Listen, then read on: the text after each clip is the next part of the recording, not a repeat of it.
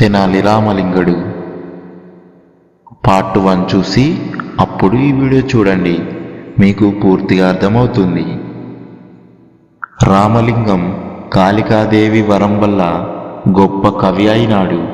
కానీ ఏం లాభం? ఆ రోజుల్లో అంత పెద్ద కవులకు ఆదరించగలవారు తెనాలి చుట్టుపక్కల లేరు.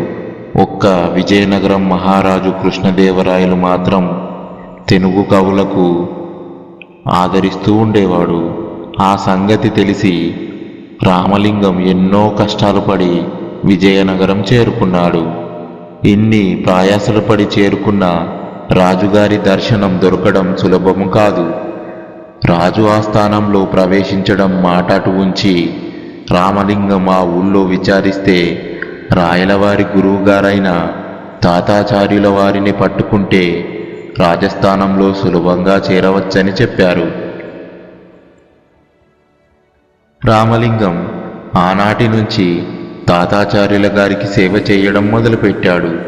ఇలా 3 మాసాలు శ్రమపడ్డాడు.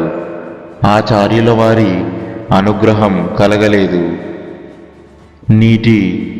నీ బోటి కుర్రాళ్ళకి రాజుగారి దర్శనమేమిటి, నీ కవిత్వం వారికి వినిపించడం ఏమిటి అని నవ్వాడు. ఆఖరికి రామలింగానికి విసుగు పుట్టి ఒకనాడు ఆస్థానం బంట్రోతుతో లంచం ఇప్పిస్తానని చెప్పి దర్బారులో ప్రవేశించాడు. అప్పుడు దర్బారులో పెద్ద వేదాంత చర్చ జరుగుతున్నది. ఒక పండితుడు ఈ ప్రపంచమంతా మిథ్యా అని, మనం చూచేదంతా కల్పితమని చెప్పుతున్నాడు. సభలో వారంతా ఆశ్చర్యంతో నోరు తెరుచుకొని వింటున్నారు. ఆయన ఉపన్యాసం చాలించి కూర్చోగానే రామలింగం లేచి, స్వామి, మనం ఇప్పుడు చేస్తున్నవన్నీ చేస్తున్నామని అనుకోవటమే కదా అని అడిగాడు. ఆయన అవును అంతే అన్నాడు. అయితే స్వామి, మహారాజు ఇప్పుడు మనకి భోజనాలు పెట్టిస్తారు కదా, మీరు తినకుండా మానుకోండి. ఈ ప్రపంచం వింధ్య కాదు, కానీ మా బోటోళ్ళం కొంతమందిని భోంచేస్తాము అన్నాడు రామలింగం.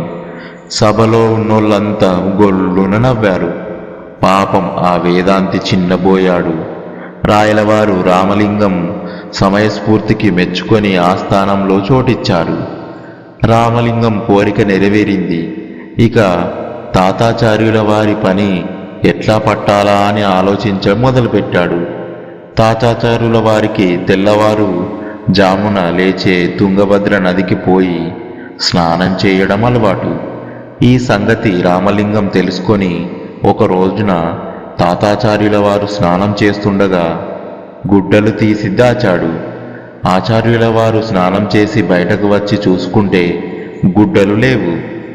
రామలింగం అప్పుడే ఏమీ తెలియని వాడిలాగా ఓ వెంపు నుంచి వచ్చి ఆచార్యుల వారిని పలకరించాడు. రామలింగాన్ని చూసేసరికి ఆచార్యుల వారి పైపానాలు పైనే పోయాయి. ఇది రామలింగం పనేనని గ్రహించి బ్రతిమాలడం మొదలుపెట్టాడు. రామలింగం చాలాసేపు బ్రతిమాలించుకొని ఆఖరికి ఒక షర్టు మీద గుడ్డలు ఇవ్వడానికి ఒప్పుకున్నాడు. అదేమిటంటే తాతాచార్యుల వారు రామలింగాన్ని ఊళ్ళో దాకా మోయాలి. ఏం చేస్తాడు పాపం, ఆచార్యుల వారు విధిలేక ఒప్పుకున్నాడు. అప్పటికి తూర్పు బాగా తెల్లవారింది. రామలింగాన్ని భుజాల మీద ఎక్కించుకొని ఊళ్ళోకి వచ్చి పడదామని పరుగు తీయడం మొదలుపెట్టాడు. అప్పట్లోకే ఊళ్ళో వాళ్ళంతా లేచారు. తాతాచార్యుల వారు రామలింగాన్ని భుజాల మీద ఎక్కించుకొని పరిగెత్తుకు రావడం అంతా ఆశ్చర్యంతో చూస్తూ ఉన్నారు. రాయలవారు కూడా లేచి మేడపైకి వచ్చి చూశారు. వారికి గుంపులుగా చేరిన జనము తాతాచార్యుల వారు రామలింగాన్ని మోయటము కనిపించింది. వారికి చాలా కోపం వచ్చింది. బంట్రోతులను పిలిచి, మీరు పోయి ఆ పైనకెక్కి కూర్చున్న వాణ్ణి దించి తన్నుకుంటూ తీసుకురమ్మని ఆజ్ఞాపించారు. రాయలవారు బంట్రోతులు ఇక వచ్చి తన్ను పట్టుకున్నని అనుకున్నారు. రామలింగం అతనికి వెంటనే ఒక ఉపాయం తట్టింది. తాతాచార్యుల వారి మీద నుంచి దిగి, స్వామి, మీ చేత నేను తెలియక మోయించుకోవడం వల్ల నాకెంతో పాపం చుట్టుకుంది. మళ్ళీ మిమ్మల్ని నేను మోస్తే తప్ప ఆ పాపం పోదని దయ ఉంచి నా మీద ఎక్కి కూర్చోండి, మోస్తాను అని బ్రతిమాలాడు. పాపం ఆచార్యుల వారు ఇది నమ్మి రామలింగం మీద ఎక్కి కూర్చున్నారు. కాస్త దూరం పోయారో లేదో రాజుగారి బంట్రోతులు వచ్చి తాతాచార్యుల వారిని రామలింగం మీద నుంచి లాగి బాదుకుంటూ రాయలవారి దగ్గరికి తీసుకెళ్లారు.